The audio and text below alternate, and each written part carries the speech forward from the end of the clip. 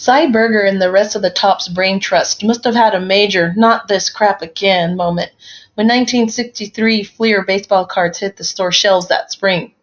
After a dedicated 1959 Ted Williams set and 2 years of baseball great issues, Fleer stopped pussyfooting around and took dead aim at Topps on a technicality. Since Topps has the exclusive rights to issue cards for current players with gum and other confections, Fleer pulled the old hidden ball trick and issued their 1963 cards with cherry-flavored cookies. Topps promptly took Fleer to court and won the suit, and stopped the Philadelphia-based company from issuing a second series. So we're left with a single 66-piece series from which to draw this list from, the most valuable 1963 Fleer baseball cards. Rankings based on PSA 7 values cited at the PSA Sports Market Report Price Guide. 1963 Fleer Willie Mays, number 5. Mickey Mantle didn't make the cut in the Series 1 of the 1963 Fleer set, so since there's no Series 2, that meant no Mantle. That leaves the field wide open for other mega super duper stars of the era to step in and claim the top seed here. And that's just what Mays does, with a card that sells for close to $150 in PSA 7 condition. 1963 Fleer Sandy Koufax, number 42.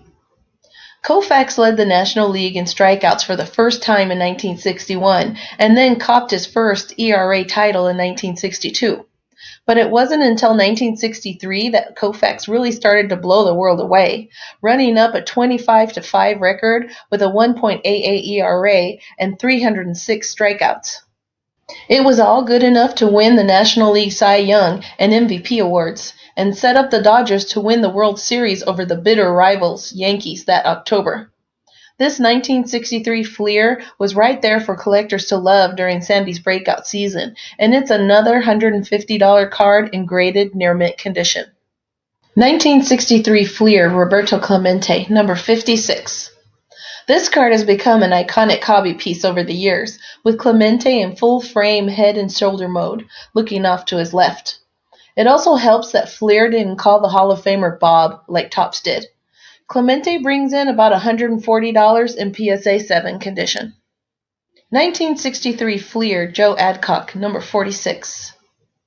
Adcock was a key member of the loaded Milwaukee Braves team that fed off Eddie Matthews' power and Hank Aaron's all-around greatness in the late 1950s and early 1960s.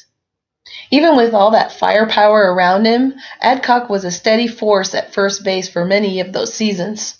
It's his status as a short print in the 1963 Fleer set, though, that secures his spot here with an $80 price tag.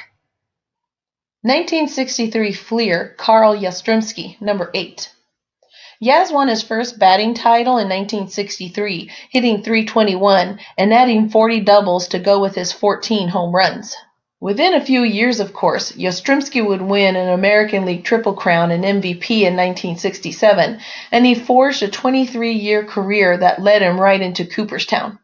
This early Yaz issue is a $70 card in PSA 7. 1963 Fleer Murray Wills, rookie card, number 43. In 1962, Wills set the single-season stolen base record with 104 en route to nabbing the National League MVP award.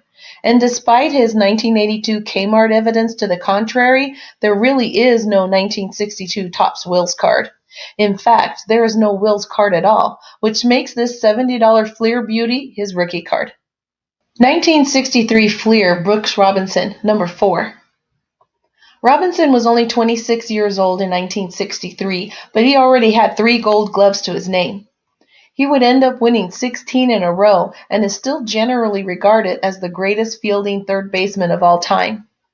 This card captures a young B. Robbie and hammers down at around $65 in PSA 7 condition. 1963 Fleer Bob Gibson, number 61. Gibson was still a few seasons away from developing into a dominating force that would help the St. Louis Cardinals nab the World Series titles in 1964 and 1967, but he was already an all-star workhorse. These days, Hoop maintains a reputation as one of the fiercest competitors ever, and his mound exploits are legendary. No wonder his 1963 card lines up at $65 in PSA 7. 1963 Fleer Steve Barber, number 1. Barber was a fine pitcher who won 20 games for the 1963 Baltimore Orioles several years before the rotation became the envy of baseball, with the likes of Jim Palmer, Dave McNally, Pat Dobson, and Mike Cuellar. But it's his placement on the number 1 card set, with all the condition problems that designation brings with it, that lands him on this list. Barber goes for about $55 and slab near mint condition these days.